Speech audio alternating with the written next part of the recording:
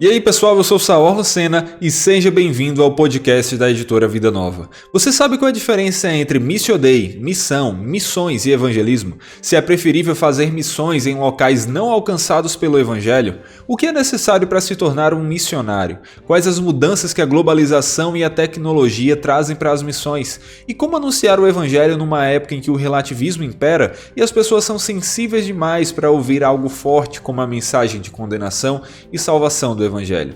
Se você quer saber a resposta para essas e outras perguntas, você precisa ler o livro Introdução a Missões, do curso Vida Nova de Teologia Básica, e ouvir esse episódio do nosso podcast, porque quem seria melhor do que o próprio autor para conversar com a gente sobre ele? O Kevin Bradford é um missionário transcultural com mais de 20 anos de experiência e nos traz aqui, como o nome já diz, uma ótima introdução ao tema missões. Infelizmente ainda não estamos com a obra em mãos, como você pode ver, porque ela ainda está sendo produzida, mas ela já está em pré-venda, então você já pode adquirir, e dependendo de quando você está ouvindo esse podcast, ele já vai estar 100% pronto, esse livro já vai estar 100% pronto para você, então não deixe de adquiri-lo, porque aqui você encontra numa obra de mais de 250 páginas, dividida em 14 capítulos, muito sobre o tema missões, uma verdadeira introdução a missões. Os primeiros 6 capítulos se focam mais na parte de fundamentação teológica e uma análise histórica de missões, e dos capítulos 7 a 14 nós encontramos uma explanação sobre questões mais práticas ligadas ao preparo e envio missionário. Além disso, vários dos recursos do livro são projetados para auxiliar você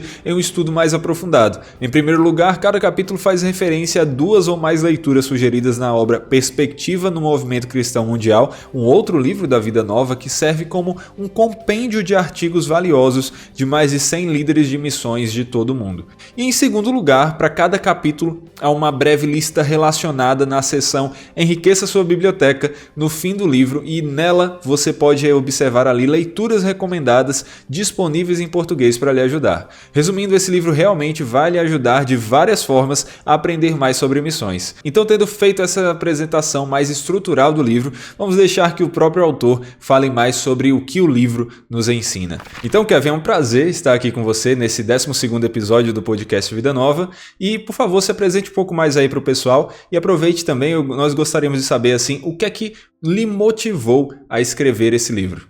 Tá bom. Meu nome é Kevin Bradford e eu sou um pastor agora nos Estados Unidos, mas antes era missionário da Palavra da Vida e também do movimento Perspectivas no Brasil durante mais que 20 anos.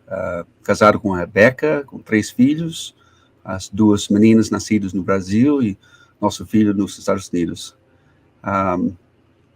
Quando eu fui ao Brasil, em 1990, foi na mesma época do presidente Collor, para quem tem idade para isso, mas eu cheguei com a ideia de treinar missionários no Seminário Bíblico Palavra da Vida, em Atibaia, São Paulo, e uma das grandes satisfações que eu tive naquela época foi ministrar a matéria Introdução a Missões. E eu fui criando uma apostila na época e foi bastante animador para mim ver as reações dos alunos, muitos não somente gostando do material, mas também, evidentemente, assim, abrindo as suas mentes para aquilo que é o trabalho de Deus através da igreja no mundo.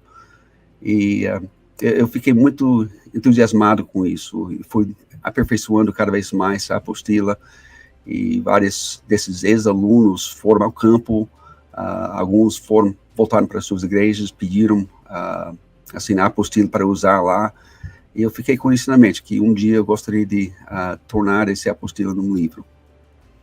Uma segunda coisa que também levou à motivação, eu falei na introdução que eu trabalhei pelo movimento Perspectivas, e Perspectivas tem a sua própria apostila e visa o despertamento de pessoas para missões, e graças a Deus tem dado muito certo no Brasil, com dezenas de milhares de pessoas que já têm feito o curso, mas muitas vezes eu tenho ouvido de pessoas que têm feito o curso e eles voltam com a pergunta, o que eu faço agora?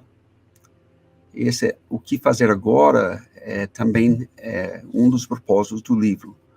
o livro visa um segmento, não só o despertamento, mas sim como tomar os primeiros passos efetivos em direção ao campo ou em direção ao apoio total a partir da igreja local.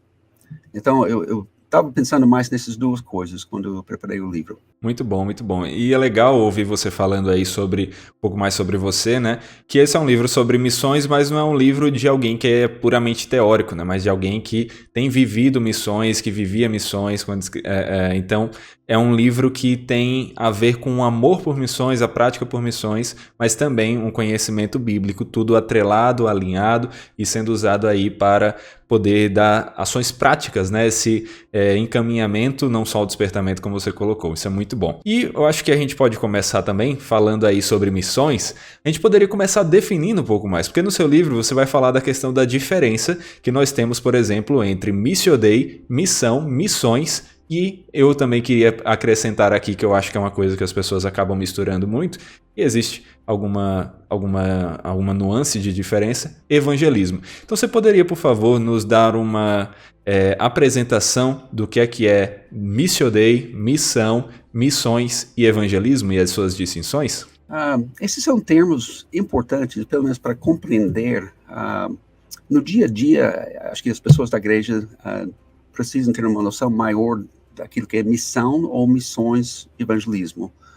Mas o Missio Dei também é importante por ser a visão global, o que Deus está fazendo, não somente através da igreja, mas através de tudo. A sua própria criação, a criação do universo, em todas as épocas, mesmo antes da fundação do mundo, o que Deus está fazendo para trazer glória ao teu nome. Então, entendendo, compreendendo o que é Missio Dei, nós podemos entender melhor o que é a missão da igreja. Estou fazendo aqui um círculo um pouco menor, mas dentro do Missio Dei, nós temos a missão, que é a missão de todo cristão, a missão da igreja.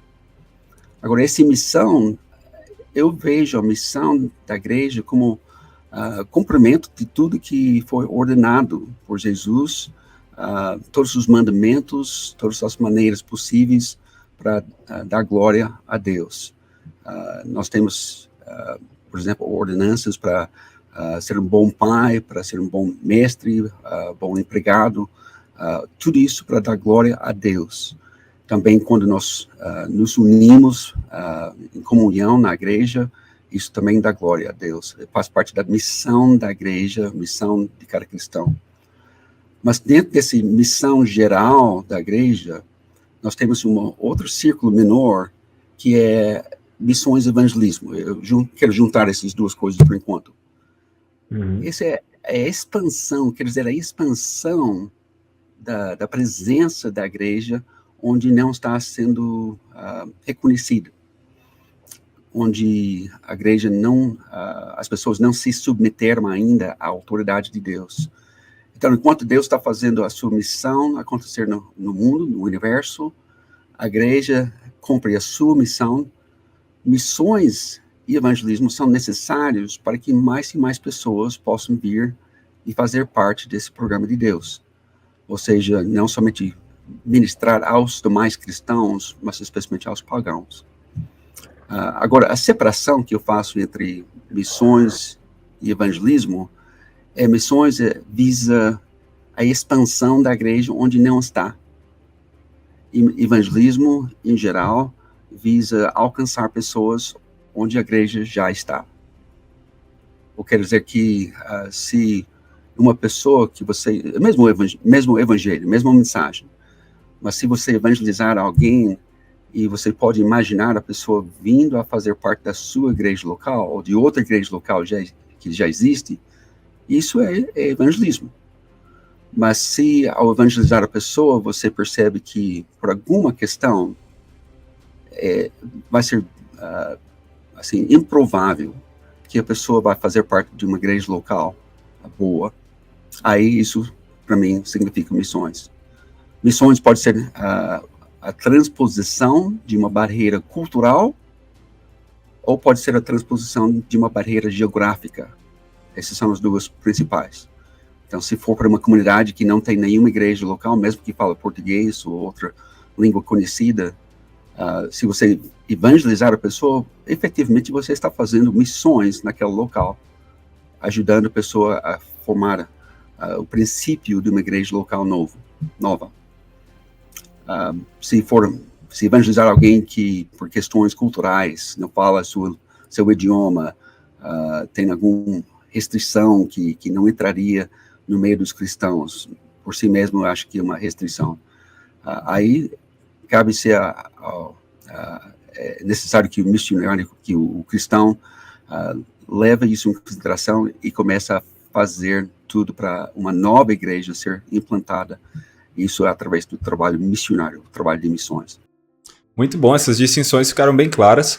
Então eu acho que quando a gente acaba falando mais de missões na igreja, né, realmente a gente pensa mais no, como você falou, na questão da parte da missão que você colocou aí da igreja, né, que é de levar o evangelho. E eu achei bem claro aí a distinção de missões, algo que está levando o evangelho ali num contexto, vamos dizer assim, menos alcançado, né? Podemos colocar assim, e evangelismo num contexto mais alcançado. De certa forma, aquele anunciar do evangelho que nós fazemos ali com a igreja, ali no final de semana, coisas do tipo, acaba sendo então o evangelismo, né? E missões é quando você realmente se prepara mais para ir para um local em que o evangelho é pouco conhecido ou um contexto mais diferente, né? Eu acho que seria isso. Ficou exatamente isso assim? Sim. Então, as linhas não são tão nítidas. Você não sabe se é missões ou evangelismo. Eu acho que no final das contas não importa. O importante é pregar o evangelho, mas sempre lembrando que em alguns locais, entre algumas culturas, há pouco ou nenhum acesso, e esses precisam ser levados em consideração. Muito bom, muito bom. Eu entendo exatamente isso aí, e eu acho interessante essa distinção, mas essa ênfase que você colocou de que o que importa realmente é anunciarmos o evangelho, fazermos todo o possível onde estivermos, para onde Deus nos chamar, de levar o evangelho em todo o contexto. Muito bom. E uma questão por que isso, né? Você já falou um pouco da Missio Dei, da missão de Deus, da ação de Deus, falou aí da missão da igreja, mas eu acho que nunca é demais enfatizar a importância, né? Qual é o objetivo principal de tudo isso que a gente está falando? Qual é o maior objetivo das missões que nós poderíamos enfatizar segundo as Escrituras? Em todos os nossos esforços, todas as ações, em todo momento da nossa vida, na verdade, nós procuramos glorificar a Deus, exaltar o teu nome, falar da sua grandeza, exaltar a sua pessoa. E missões é isso. A pessoa que não tem conhecimento de Deus verdadeiro, precisa conhecê-lo, e ao conhecê-lo, muitas dessas pessoas vão se submeter à sua autoridade, à sua soberania.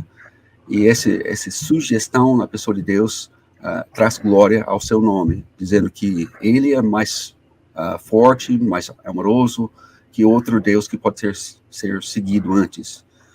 Deus é Deus supremo, não Deus dos deuses, e não só um Deus qualquer que pode ser substituído por outro, assim como se fosse uma escolha barata. E quando você fala assim, obviamente nós sabemos por todo o contexto, como cristãos que somos, você não está falando que existem outros deuses e Deus é o superior, mas isso nos lembra a questão de quando nós vemos no Antigo Testamento, né, a disputa ali dos ídolos e do Deus verdadeiro, e aí me lembra de uma pergunta relevante que é sobre missões no Antigo Testamento. Como é que se dá missões no Antigo? Porque geralmente quando a gente fala de evangelho, de missões, as pessoas tendem a achar que isso é algo só do Novo Testamento, de depois de Cristo. Mas é assim mesmo? Ou o Antigo Testamento fala de missões de alguma forma?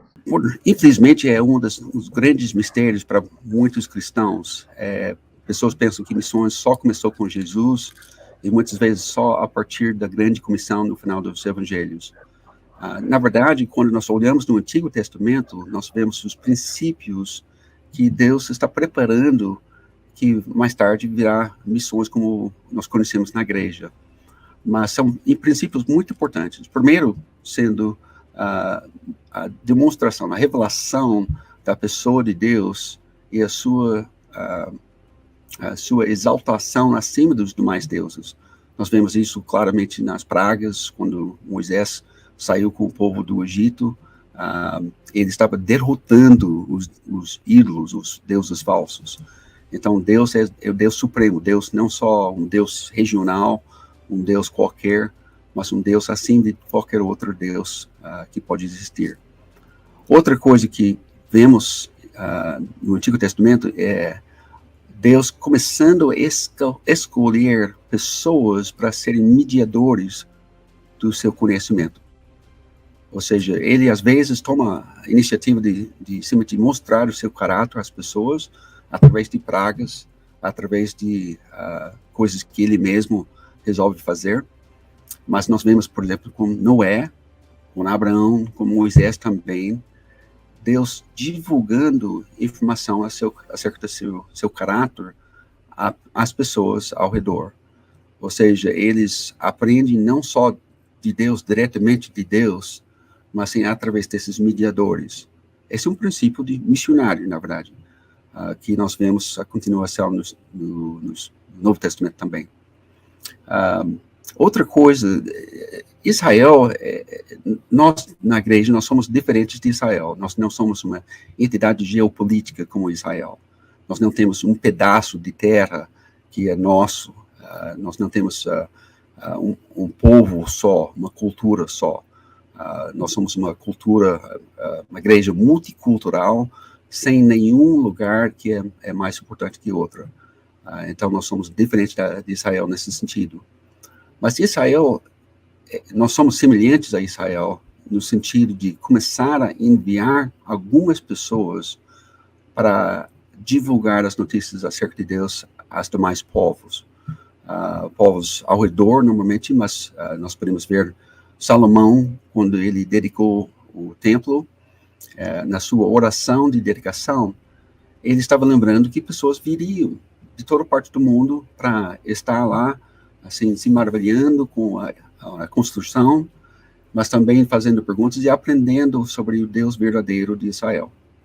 Então, esse tipo de divulgação, né, é uma espécie de missões, contando que pessoas diferentes de outras religiões, outras culturas viriam. Nós podemos ver Davi, eu estou pensando em vários exemplos aqui. Davi, quando derrotou Golias, eu já ouvi essa história contada tantas vezes, e normalmente termina com a cabeça de Golias na mão de Davi, e ele dando glória a Deus. Mas Davi faz questão de dizer que essa derrota de Golias é notável porque o Deus de Israel, o Deus de Davi, é maior que qualquer outro Deus. Então, para o mundo inteiro saber que o Deus de Israel é acima dos deuses dos filisteus, ou acima de qualquer outro. Então, esse acréscimo de interpretação de Davi é uma espécie de missões. Ele estava testemunhando ao povo pagão, os filisteus, acerca da grandeza de Deus em qualquer lugar. E mais tarde nós temos vários profetas que foram enviados aos países ao redor. O livro de Naum foi escrito para o povo da Síria. Então, é claro que uma advertência dada a eles, mas eles podiam aprender e entender que Deus de Israel é um Deus que precisa ser respeitado, obedecido e tudo mais.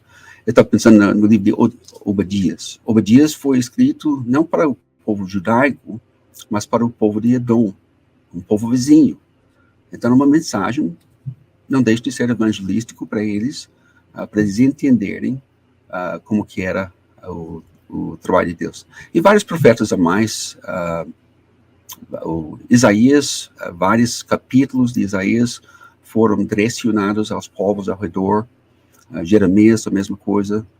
E você tem um exemplo de pessoas diferentes, Elias, Eliseu, e acho que acima de todos, o exemplo de Daniel é quase chocante. O que ele conseguiu em termos de realização missionário entre os babilônios é impressionante. Ou seja, uma confissão de fé da parte do rei Nabucodonosor e também do rei Dario, duas vezes, assim, duas pessoas, dois momentos diferentes, mas esse tipo de expressão, né, não deixa de ser uma expressão missionária. Não foram pessoas quaisquer, mas sim pessoas que ficaram maravilhados com o poder de Deus de Israel, Deus verdadeiro.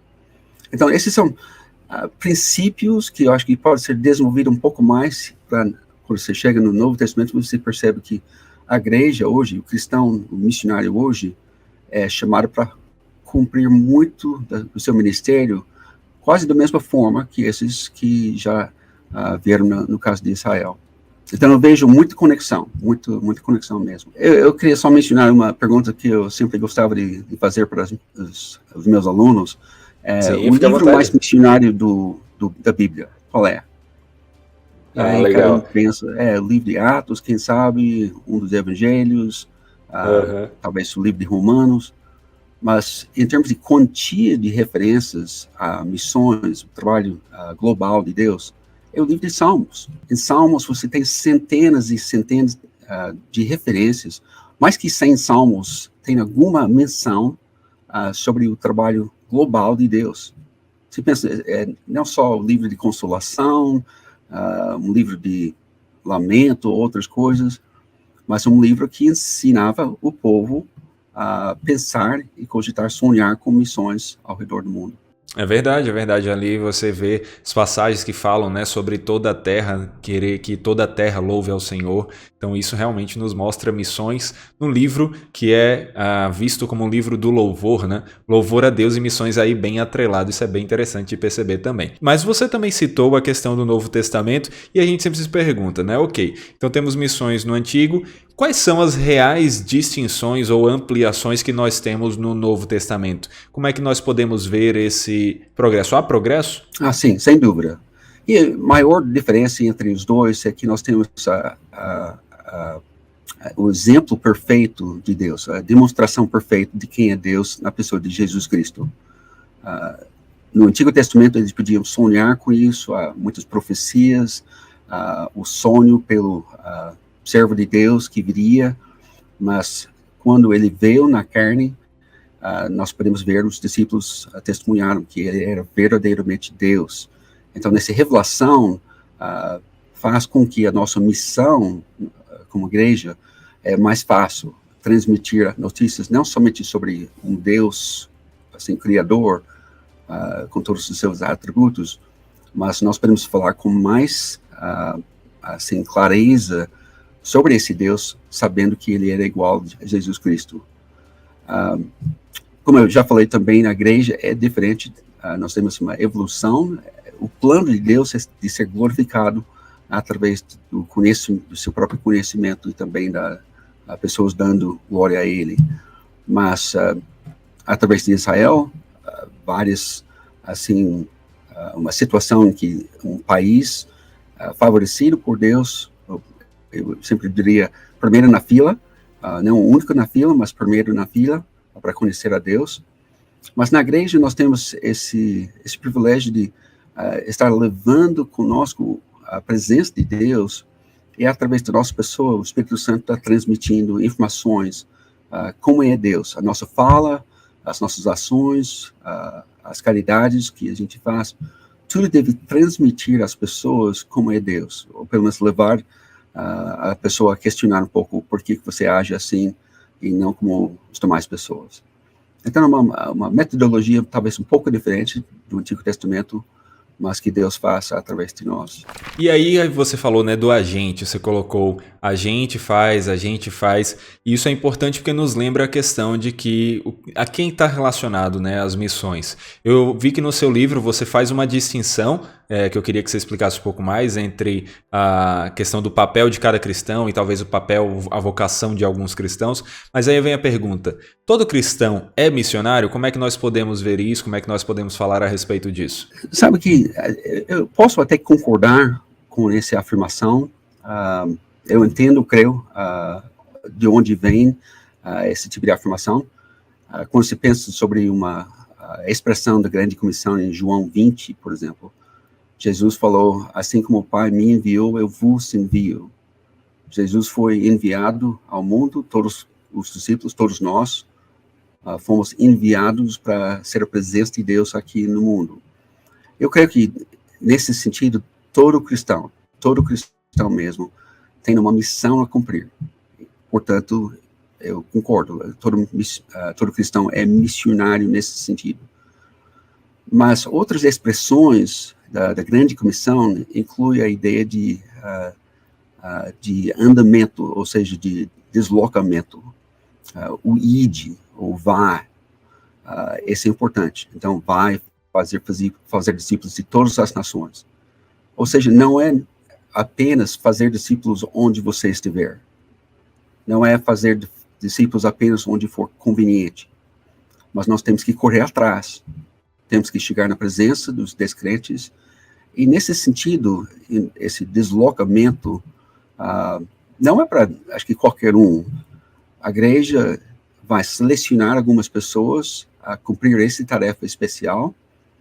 Normalmente é a imposição de mãos, eu vejo como um sinal que a pessoa, a família vai em nome da igreja para tal lugar, para estabelecer a igreja nova. Então, essa é uma indicação que eles estão fazendo o que a igreja faria se pudesse todos irem lá. Eu creio que nós precisamos guardar esse conceito de missionário que vá. Ou seja, todos nós temos uma missão a cumprir, tudo bem. Mas se usar o termo missionário para todos os cristãos, então perde um pouco o significado. Eu prefiro guardar o significado de missionário para aquelas pessoas que vão para o campo, ou que vão ficar lá fazendo o trabalho da igreja à distância. Claro, é aquela questão de, ok, todos têm que fazer missões, mas vamos deixar o termo missionário para a gente lembrar, ó, eu estou falando missionário, eu estou falando daquele que está ali vocacionado para viver para isso, né, vamos dizer assim, foi vocacionado e imposto pela igreja ali, né, a igreja impôs as mãos nele e o enviou para fazer missões. É uma questão de facilitar até mesmo a comunicação, né, talvez fosse uma maneira da gente ver. E relacionado a essa vocação, a gente vê que não é algo fácil, né? Ser missionário, ser cristão em si, por um lado, talvez hoje seja bem mais fácil, mas por um lado ainda há a questão de perseguição, há certa dificuldade. Mas fazer missões, a gente vê muitas outras dificuldades, talvez mais diretas, mais nítidas. E aí eu ia te perguntar, quais são, né, as maiores dificuldades relacionadas ao fazer missões que você, como alguém que tem experiência nisso, que ensina outros missionários, quais são essas maiores dificuldades que nós podemos destacar aqui? Sabe que quando as pessoas me perguntam isso, a pessoa que sente chamado por Deus e quer saber como que é chegar no campo e começar a fazer missões, eu diria que, para a maioria, o que preocupa, talvez, a questão, a distância da família, a questão de levantar sustento para fazer o trabalho, a própria logística, se for um campo transcultural, grande distância, essas coisas são desafios. Mas eu vejo que o maior desafio é algo que é percebido muitas vezes somente depois. Ou seja, as diferenças culturais que o povo vai ter. Normalmente, a pessoa que sente chamada para missões vai pensar, eu quero pregar lá da mesma forma que eu prego aqui. Seja que for a maneira. Mas eu quero fazer lá o que eu tenho visto Deus fazendo aqui mesmo. E o contexto vai indicar o que é bom, o que pode ser transmitido da mesma forma, e também o que não deveria ser transmitido da mesma forma. Não estou falando do conteúdo da mensagem, mas estou falando da metodologia. E muitas vezes a pessoa precisa se adequar à pessoa, o ouvinte, para ele ajudar o ouvinte a entender, a compreender a mensagem. Isso é um trabalho formidável mesmo. Exige muita atenção, muita dedicação, e é um trabalho desgastante. Muitas pessoas não conseguem fazer ao ponto que eles gostariam. Às vezes, implica numa retorno do campo, porque pode ser um tanto frustrante. O povo é muito resistente, mas talvez porque o próprio missionário não se adequou, não adotou alguns costumes, ou se contextualizou a cultura. Então, esse, para mim, eu vejo como o o maior desafio de missionário. Quando você fala assim, eu lembro do filme sobre a história do Hudson Taylor e como ele sofreu ali naquele início para se adaptar à cultura em que ele estava ali na China para falar do evangelho. No filme já é interessante perceber isso, eu imagino você sentir na pele, né, essas dificuldades de uma questão de uma cultura bem, bem diferente. E aí vem justamente uma resposta para uma pergunta relacionada a isso, né? Ok, diante dessas dificuldades, diante da necessidade que há em locais não alcançados, existem algumas pessoas que vão para extremos, aí acabam falando, por exemplo, não, nós temos que focar todas as missões nesses locais não alcançados, porque lá há uma dificuldade, há uma carência, a gente tem que focar lá.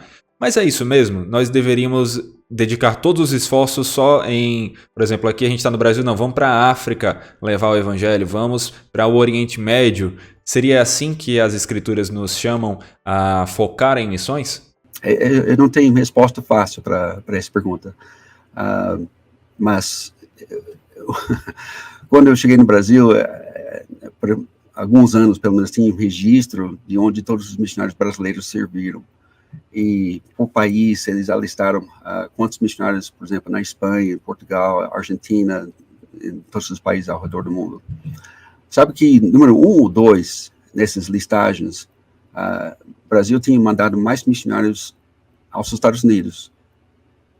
E quando eu reparei que tinha 100, sei lá, de 1.000 e tantos missionários ao redor do mundo, mais que 100 estavam nos Estados Unidos, pensei, será que os Estados Unidos é tão carente de missionários do evangelho que precisa ter tantos missionários do Brasil? Pode ser que em alguns locais, entre algumas comunidades, é necessário que alguém que fala bem o português venha, evangeliza as pessoas, pastoreia e tudo mais.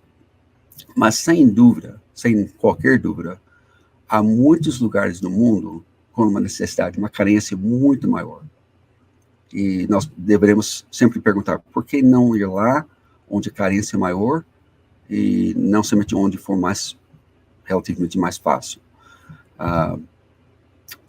Alguém tem falado desse ditado que se você vê 2 homens carregando um tronco, você não vai para o lado que tem menos peso para apoiar. Não, você vai para o lado que tem mais peso. Então, você apoia onde tem mais trabalho a fazer. Eu acho que missões devem ser vistas nesse sentido. Nem todo missionário vai fazer o trabalho de todos os outros. Alguns são especialistas em tradução das escrituras, alguns são evangelistas, eles vão discipular os primeiros convertidos. Outros, porém, eles vão trabalhar com a liderança para formar mais e mais liderança para igrejas que já existem, mas que, sem isso, a carência vai ficar e a igreja não vai crescer tanto. Então, em alguns campos, precisa ter esses especialistas para abrir o campo, para fazer o trabalho pioneiro. Em muitos lugares, realmente não tem nada ainda de acesso ao evangelho. Enquanto outros têm algum acesso, mas pode ter de uma população de 1 milhão de pessoas, de repente, 5 cristãos. Eu digo, olha, não é alcançado ainda. Esses 5, a não ser que Deus faça uma coisa fora de série mesmo, esse 1 milhão de pessoas vai permanecer não alcançado. Mas se tiver 1 milhão de pessoas em uma igreja, digamos 2 ou 3 igrejas pequenas, cada um com 10, 15 pessoas, é alcançado? É difícil de saber. Você pode traçar a linha e dizer, olha, já foi alcançado, ou você pode dizer que é menos alcançado que outro povo. Então, eu prefiro pensar dessa forma, que tem os menos alcançados, os que são um pouco mais alcançados, e assim, uma linha até chegar no ponto que nós podemos dizer que eles devem mandar missionários para nós mesmos, porque nós fomos menos alcançados que outro povo. Eu não sei se tudo isso faz sentido, mas tem muitos lugares no mundo ainda para aquela pessoa que quer ser pioneiro, pregar onde o evangelho não foi pregado ainda. Muitos. Claro. E tem outros, se a pessoa sentir que eu quero fazer parte de uma equipe de missionários, trabalhar com os novos crentes, ajudá-los a entender as escrituras, a crescer, tomar os primeiros passos de fé. Tem muitos e muitos lugares para isso.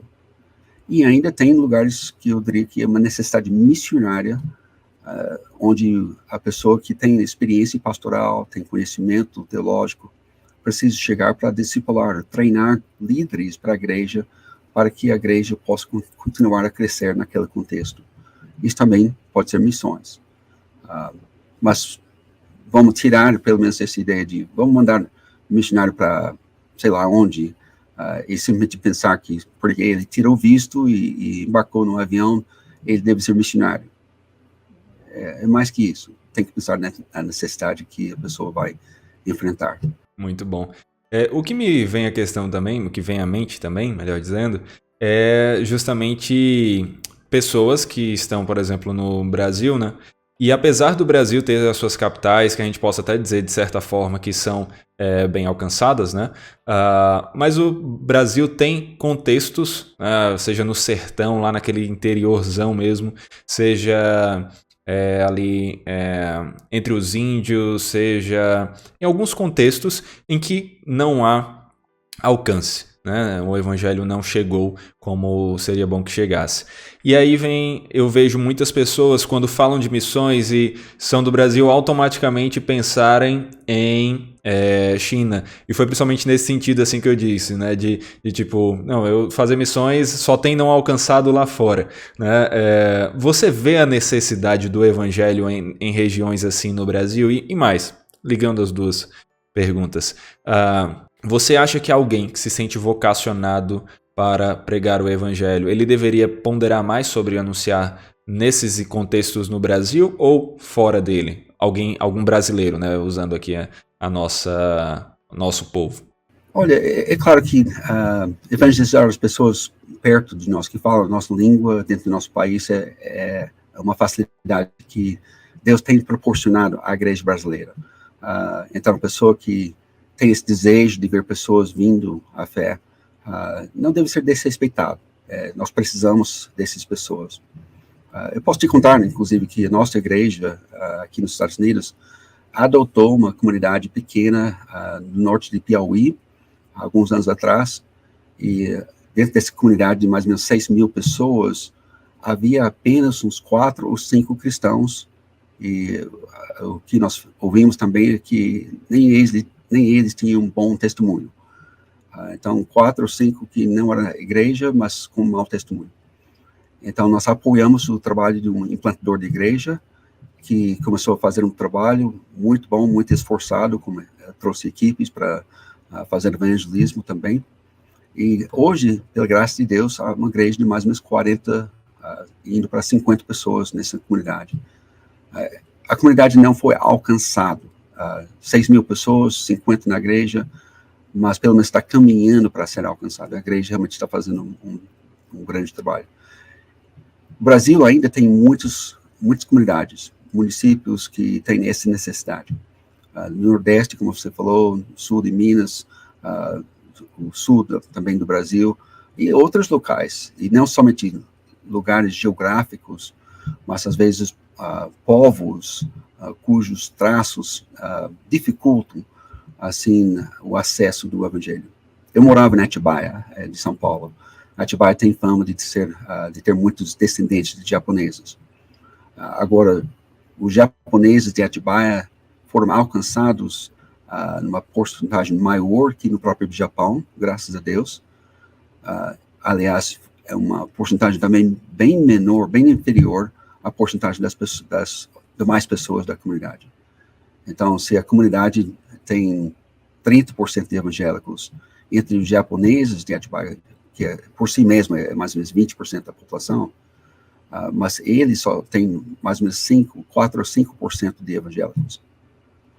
Louvo a Deus pelos 4 ou 5%, mas, na verdade, eles são menos alcançados, acho que em muitos casos, por causa da questão linguística ou a herança cultural que tem. Então, tem essas lacunas nas grandes capitais, em muitos lugares do Brasil.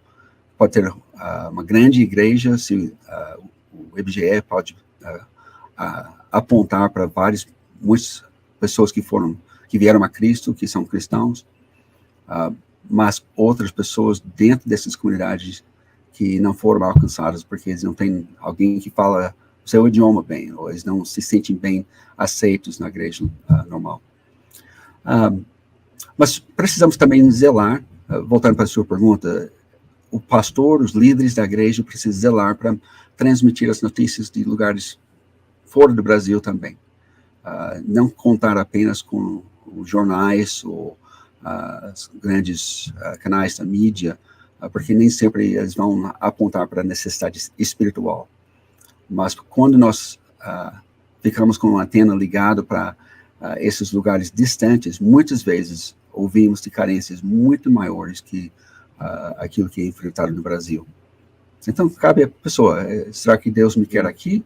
Pode ser uma fase da vida, ou pode me usar fora do Brasil. Eu conheço muitas pessoas que fizeram as duas coisas.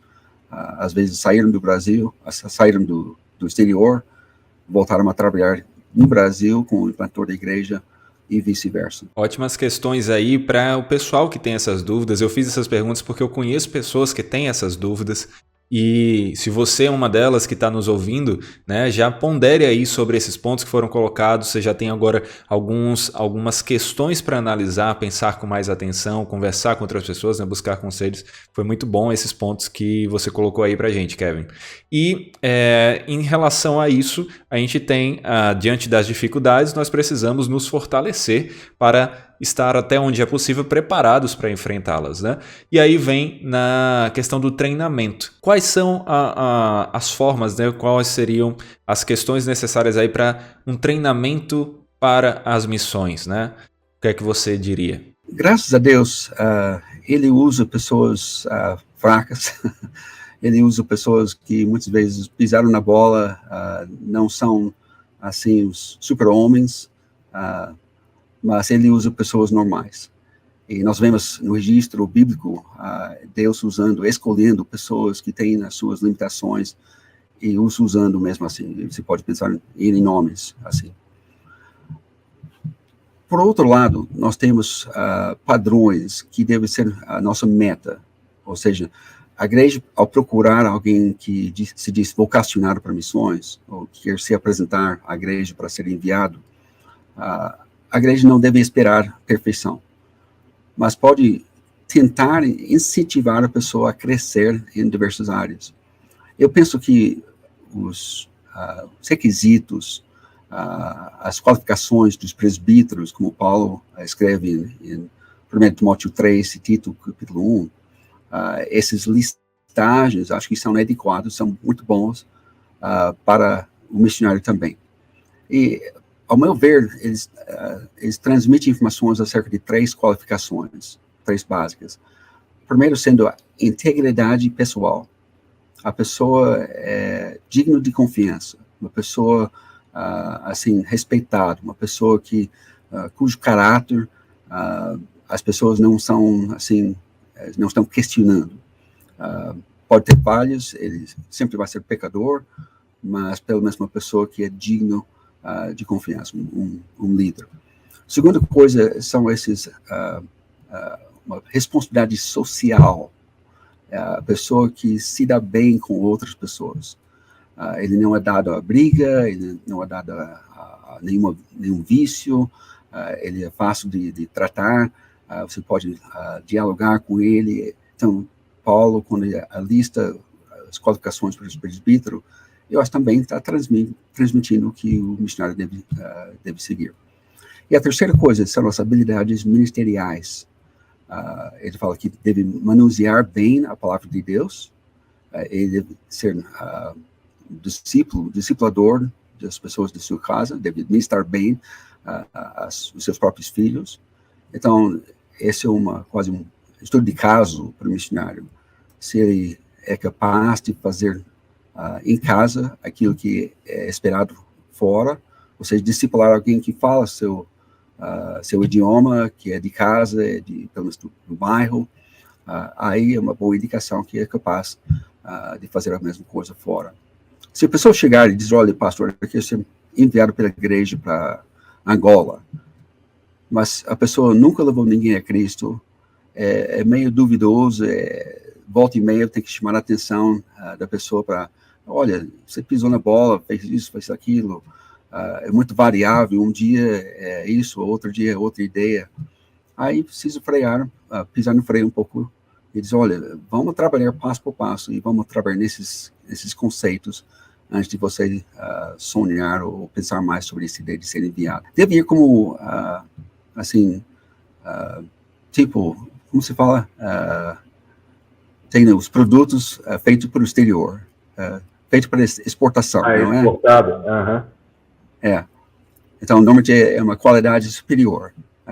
Para consumo nacional é qualquer coisa, mas para exportação, então esse deve ser nosso missionário, qualidade para exportar. Como, né, a igreja pode ajudar nessa exportação, vamos dizer assim, e de maneira geral também, não só para fora, mas mesmo em missões locais, como a igreja pode contribuir com missões? Eu creio que a igreja deveria fazer várias coisas, ao começar com o ensino sobre os princípios básicos, mostrar o coração de Deus para o mundo, falar muito do desejo que Deus tem para mais pessoas serem salvos. Eu creio que o pastor normalmente vai fazer isso, mas as pessoas que ensinam na escola dominical, ou mesmo os líderes da igreja, devem falar sobre esse conceito com uma grande frequência. Outro tipo de informação são as oportunidades bem pontuais. É uma coisa saber que Deus ama o mundo e enviou seu filho, mas quando você não tem nenhuma pista a seguir, ou seja, você não sabe como fazer o trabalho no exterior, ou com quem fazer, isso pode dificultar o seu trabalho. Então, o líder da igreja, o pastor, muitas vezes pode trazer essas informações. Alguém do campo que pode dar um testemunho, que pode falar, assim, eu preciso de ajuda, você pode vir fazer parte da nossa missão para apoiar o trabalho. Então, essas informações bem específicas, acho que são bem, faz parte da igreja local. Outra coisa é, quando a pessoa se sente, ou se diz chamado, vocacionado para missões, os líderes da igreja, pela graça de Deus, eles devem dar algum incentivo a isso. Sabe que eu tenho visto muitas vezes o contrário. O jovem, normalmente um jovem, se apresenta à liderança e aí cada um começa a dar tiros para a ideia e pensando, essa é uma ideia ridícula, nunca vai dar certo, você não é uma pessoa certa, isso. E um grande desestímulo. Eu não sei o que eles estão pensando, tentar provar que não era ideia de Deus, mas sim uma ideia só humana. Mas, em vez disso, já é difícil o caminho.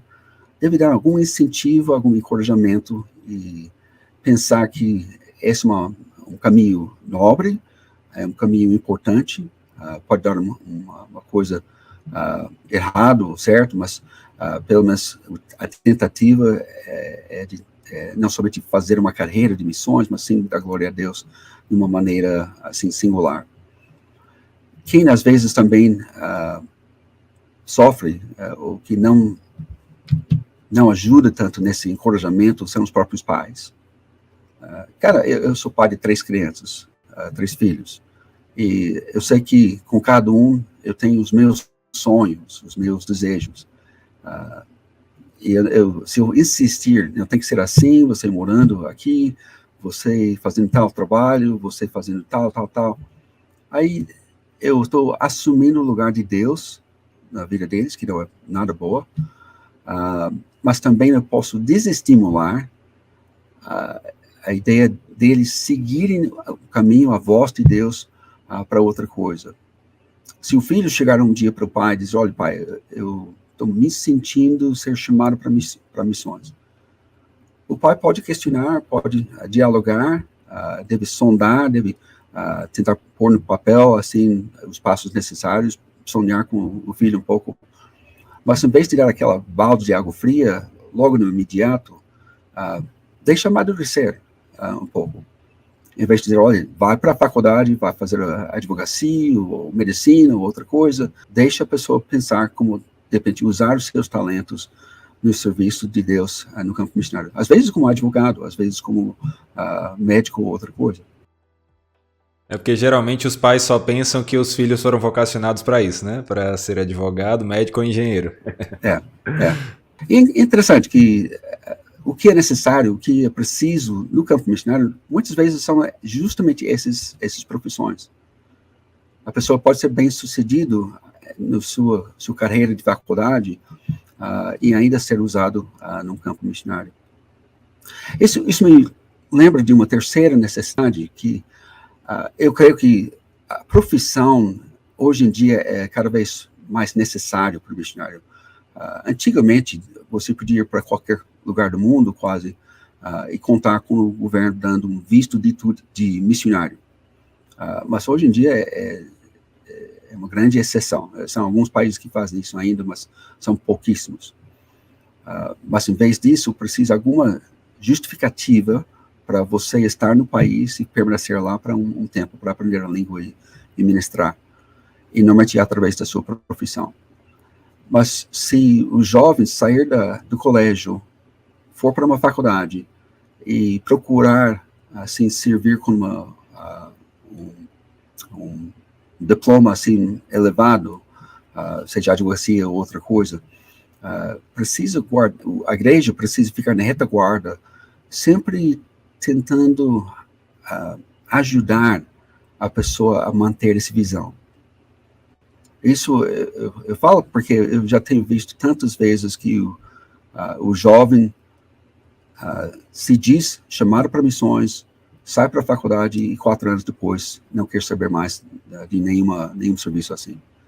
Porque você vai sair com uma formação em engenharia, você pode ganhar muito bem na engenharia mesmo, e talvez dar uma contribuição para missões, tudo bem, mas eu penso que a pessoa que vai e quer seguir essa carreira poderia usar a própria carreira no campo missionário também. Às vezes uma falta de visão, uma perda de visão ao longo desse caminho. Outra coisa que nós procuramos fazer, que a igreja local precisa fazer, é tratar bem do missionário, especialmente quando faz visita. Ou seja, lembrar de orar pelo missionário quando está no campo, fazer questão de orar do púlpito, falar do ministério que está sendo acontecido. Não deixe no esquecimento. E quando a pessoa, assim, da igreja, sentada no banco da igreja, ouvir essas notícias, ouvir essas orações, vai se sentir, olha, uma pessoa valorizada, é uma pessoa importante para a nossa igreja, mesmo que não esteja presente. E quando a pessoa faz visita, olha, trata ele como um embaixador do rei, como ele é. Trata ele com um jantar especial, com algum evento especial, alguma homenagem, mesmo que não tenha feito tanta coisa no campo, mas ele pelo menos está começando algo que pode ser bem difícil, trabalho de muitos anos, e a igreja precisa incentivar ele e também dar um bom exemplo para as demais pessoas seguirem esse exemplo. Isso ajuda os pais. Quando o pai pensa que a minha filha vai seguir a carreira missionária e vai ficar esquecida, vai ficar solteira para sempre, isso, aquilo, você precisa corrigir essas noções, diz, olha, ir para o campo não quer dizer que vai ser solteiro, pode casar-se, não quer dizer que vai perder os seus dons e talentos, pode desenvolvê-los muito mais que você faria de outra forma. Nós tivemos o privilégio de criar os nossos filhos no Brasil. Eu falo isso não só aqui nesse podcast, mas sim para pessoas aqui o tempo todo.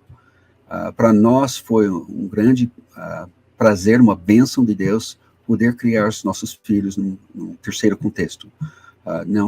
O nosso Brasil é um país muito simpático, mas também não é nosso país, é um país muito receptor, mas somos mais ou menos um povo híbrido, com um pé nos dois mundos.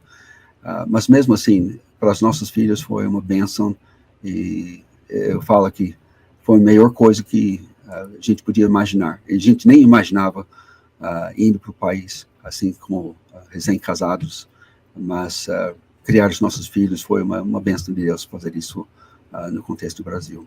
Que legal, muito bom. E isso que você fala é bem interessante porque realmente é comum você chegar na igreja, ou mesmo você fazer parte da igreja, e você nem saber que a igreja enviou algum missionário, você nem saber que a igreja trabalha em missões. E às vezes a igreja até faz isso, investe, mas ela não demonstra isso para o restante dos membros que estão ali. Isso é uma maneira de, como você falou, né? Tanto mostrar que aqueles missionários são valorizados, como até mesmo lembrar aos que estão sentados ali que eles também podem se envolver com missões de forma mais ativa. E a parte do trabalho como necessidade me lembrou até mesmo uma conversa com um amigo meu, que ele está sendo enviado para ser missionário na China, mas a esposa dele, eu não vou falar nomes, nada dessas coisas, né, porque a perseguição tem crescido lá, mas a esposa dele está fazendo um curso, porque sem curso eles não conseguem, sem formação, sem trabalho, eles não conseguem nem sequer entrar para fazer esse trabalho lá, eles estão enfrentando essa dificuldade. Então aí a importância do trabalho, como você citou, né, para até mesmo contribuir com as missões em alguns contextos mais necessários do que outros, e também a questão da valorização, muito bom. Você falou, Kevin, sobre nos dias de hoje isso está diferente, né? E isso me lembrou uma outra pergunta que eu queria fazer, que é sobre a diferença que nós temos de missões que eram feitas, por exemplo, na época do Hudson Taylor e talvez hoje em dia, né? Num contexto tão globalizado, onde a tecnologia nos permite estar aqui conversando ao vivo, né? Você aí nos Estados Unidos, eu aqui no Brasil, que é uma bênção poder ter esse contato com a tecnologia, mas também traz algumas facilidades e dificuldades. E aí a minha pergunta é como isso se dá em relação a missões? Como o nosso contexto atual de globalização e tecnologia influencia na nossa maneira de lidar com missões? Há diferenças? Como nós podemos enxergar isso? Uma boa pergunta. Eu creio que eu dou graças a Deus pelos avanços na tecnologia, mas também eu vejo como quase uma faca de dois gumes.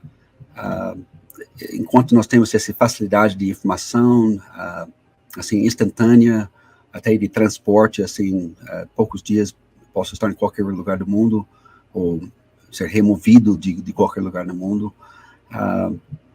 Isso pode trazer algumas dificuldades. Quando você tem essa abundância de informações, aquilo que deveria chamar mais atenção, às vezes, é barateado. Ou seja, é simplesmente uma coisa qualquer. Você olha, a fome na África agora, guerra na China, ou guerra na Ásia, agora é outra coisa. E você é atingido por tantas informações que acaba sendo, você perde a noção daquilo que realmente é. Cada pessoa está sofrendo, cada situação exige uma resposta da igreja. Outra coisa pode ser uma distração em termos de tentar fazer tudo. Quando o missionário chegar no campo, eu acho que a melhor coisa é simplesmente engavetar seu celular, se não um notebook também, e simplesmente estar com as pessoas, conversando com eles, tentando conhecê-los, mergulhando no lado profundo da cultura, tentando conhecer as pessoas. E é frustrante, é difícil.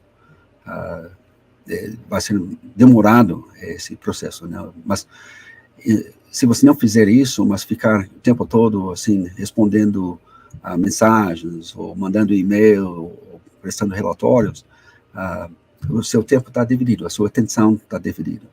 Eu acho que é bom quando, pelo menos no início e às vezes em outros momentos também do tempo de trabalho, se focar bem no povo com quem você está.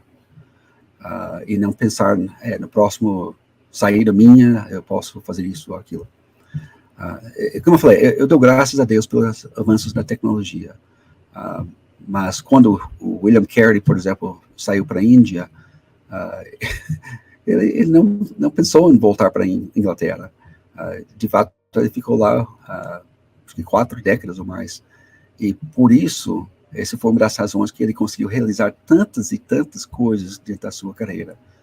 Ele não ficou o tempo todo assim, indo e voltando. Já que o Hudson Taylor ele voltou várias vezes à Inglaterra, alguns anos mais tarde. mas parte do trabalho dele foi a mobilização da Inglaterra em favor da China. Então, a facilidade de transporte ajuda nesse sentido. Interessante. Você acha que hoje a gente vive num contexto mais difícil de ouvir o evangelho? Aquele contexto que as pessoas estão com coceira no ouvido, né? Como a Bíblia até fala, de ouvir a mensagem do evangelho? Porque nós vivemos numa época de um relativismo e de um subjetivismo nítido. É certo que isso sempre existiu em alguma medida, talvez até nos primeiros séculos existisse mais forte do que depois aí nesse período entre o início ali do cristianismo e hoje em dia, mas a minha pergunta isso também afeta como falar do evangelho, como fazer missões em um mundo cercado de relativismo e subjetivismo? Eu não sei se o mundo tem mudado tanto, viu? Eu sei de onde você está falando, no nosso país eu sinto isso, aqui nos Estados Unidos. Claro. Eu sei que no Brasil também está passando por uma fase assim comprida de influências do pós-modernismo, mas em alguns lugares eles são mais religiosos que nunca. Eles são bem fanáticos, não há muito relativismo, não, eles estão prestes a guerrear pelas crenças ou pelos aquilo que é legado cultural. Eu penso que o ser humano é mesmo, em todo lugar. E mesmo no lugar onde relativismo reina, essas soluções propostas para as necessidades humanas vão ser descobertos como falhas. Então, se o governo, sistema educacional, próprio comércio, outras oferecem respostas para as necessidades básicas do homem, mais cedo ou mais tarde as pessoas vão descobrir que essa não é a solução que deveria ter. Ou seja, eles vão chegar cada vez mais próximo ao fundo do poço e, se Deus quiser, eles vão erguer os olhos e pensar: Deus tem que me ajudar. Dizer: Deus, eu só posso sair desse lamaçal se você me estender a mão para me tirar daqui. Então, acho que dentro da Europa, dentro dos países do Ocidente, certamente no Brasil, há muitas pessoas que estão cansados. Eles pensam que tentaram tudo, mas às vezes eles tentaram uma coisa que não é religião verdadeira, um relacionamento com Deus. Eles foram religiosos, talvez adeptos a uma religião assim, só de da boca para fora, né? É isso, de boca para fora, nominal.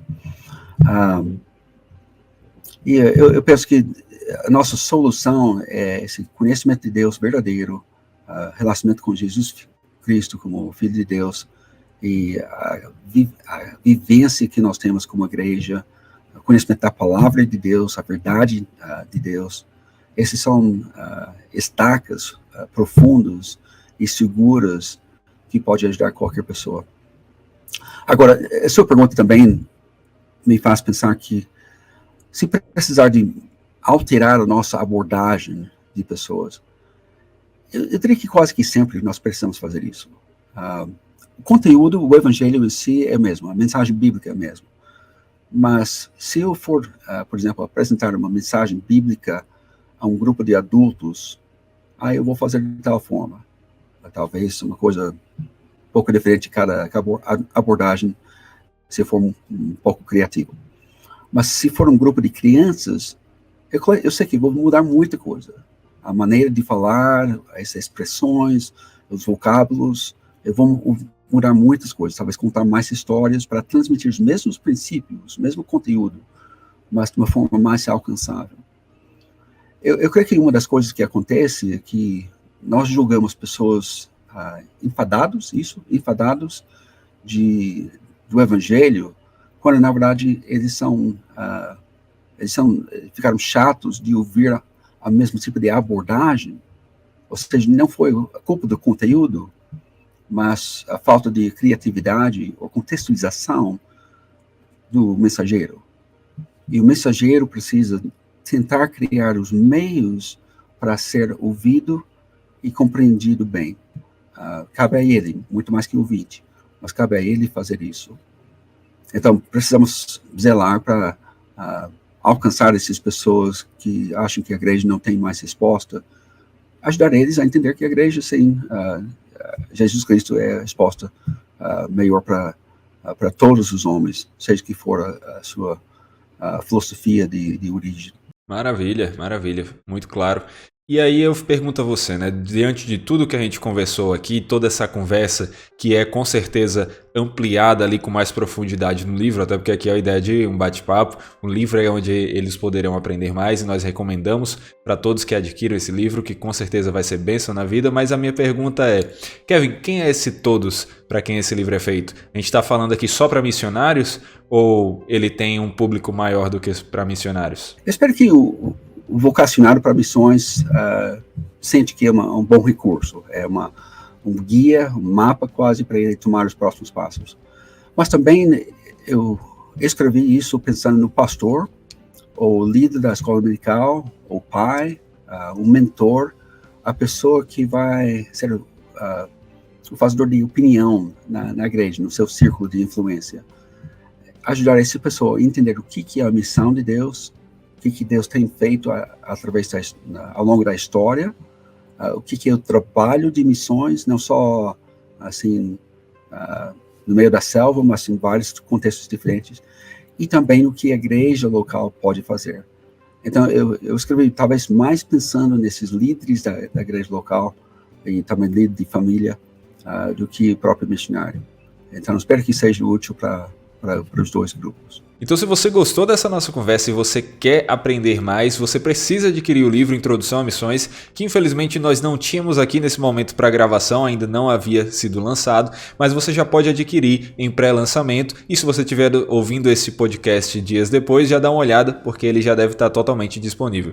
De qualquer forma, não deixe de adquirir esse livro e de lê-lo, porque ele vai ser bênção na sua vida. Então, Kevin, muito obrigado por essa conversa, tenho certeza que as pessoas que nos ouviram foram abençoadas, eu fui abençoado. Obrigado pela sua presença aqui nesse podcast. Muito obrigado, irmão.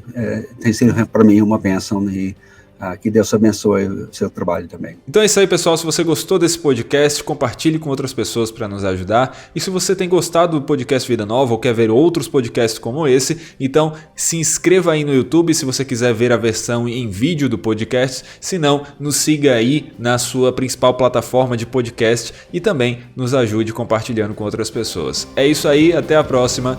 Valeu!